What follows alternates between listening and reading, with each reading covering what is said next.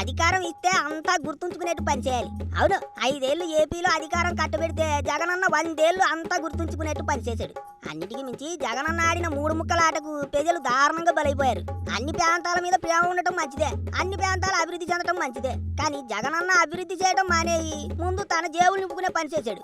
విశాఖపట్నం రాజధాని అన్నాడు, అట్టప్పుడు ఏడు చేయాలి, ముందు ప్రజలను బాగు చేయాలి. విశాఖపట్నం బ్రాండ్ వాల్యూ పెంచాలి. కానీ అట్లాంటి అన్ని ఏటి చేయలేవు అన్నాయి.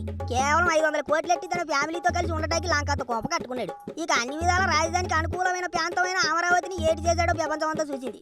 టీడీపీ ప్రభుత్వంలో వేల కోట్లతో అమరావతిలో పనులు మొదలెడితే జగనన్న రాగానే దాన్ని నాశనం చేశాడు. శ్మశానం అన్నాడు, అమరావతిలో చేపలు పెంచుతామన్నారు. అదే వాళ్ళ పాలిట శాపంగా మారింది. కర్మ బూమరంగా అయింది. కూటమి ప్రభుత్వం అధికారంలోకి వచ్చింది. అమరావతి ఎక్కడ ఆగిపోయిందో అక్కడి నుంచే మళ్ళీ మొదలైంది. చివరికి మరోసారి ఎప్పుడైనా ఎవరైనా అమరావతిని కదిలించాలని చూసినా వాళ్ళకు అవకాశం లేకుండా ప్రస్తుతం చంద్రబాబు గట్టి కవచం ఏర్పాటు చేస్తున్నారు. రాజధానికి చట్టబద్ధత కల్పించేందుకు అసెంబ్లీలో తీర్మానం చేశారు. అటు కేంద్రం కూడా రేపో మాపో ఈ విధంగా చట్టంలో పెట్టేస్తుంది. అయితే అమరావతి జోలికి ఎవరు వెళ్లకుండా కూటమి ప్రభుత్వం చేస్తున్న ప్రయత్నం బాగానే ఉంది. కానీ భవిష్యత్తులో జగనన్న మళ్ళీ వచ్చాడంటే మాత్రం అమరావతి మీద ఖచ్చితంగా పగ తీర్చుకుంటాడు అంటున్నారు చాలా మంది. ఎందుకంటే జగనన్న పోయిన 5 ఏళ్లు రాజధాని పేరుతో 3 ముక్కలాటాడి అమరావతికి రూపాయి కూడా కేటాయించకుండా అక్కడ పనులేటి జరగకుండా అడ్డుకుని నాశనం చేశాడు. జగనన్న దృష్టిలో ముఖ్యమంత్రి ఎక్కడుంటే అదే రాజధాని. అందుకే తాను వెళ్ళి ఏ విశాఖపట్నంలో కూర్చుని ఇదే రాజధాని అన్న అంటాడు. అన్నకి చట్టాల మీద అసలే గౌరవం ఉండదు తెలుసుగా.